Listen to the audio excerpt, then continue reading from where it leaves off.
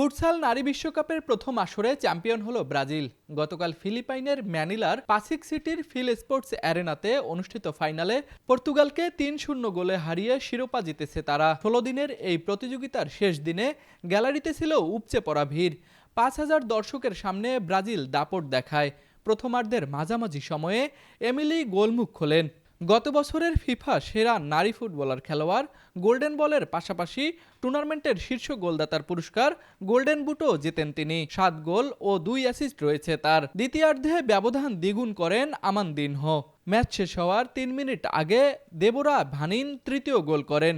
Brazil অপরাজিত থেকে champion হলো এই আসরে। আর সেমিফাইনালে আর্জেন্টিনাকে বিদায় করা পর্তুগাল হলো রানার্স আপ। এদিকে তৃতীয় স্থান নির্ধারণী ম্যাচে স্পেন ৫-১ গোলে হারিয়েছে আর্জেন্টিনাকে।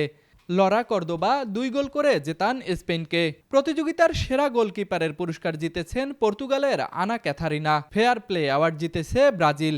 ব্রাজিল কোচ উইলসন সাবুইয়া পর্তুগালের বিপক্ষে এই জয়কে শুধু একটি ট্রফি জয়ে সীমাবদ্ধ রাখতে চান না।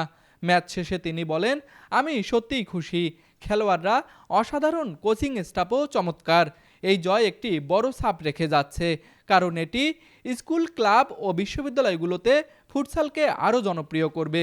তাতে করে আরও ভালো কোচ এবং খেলোয়াড় জন্ম নেবে। Sports desk, RCTV।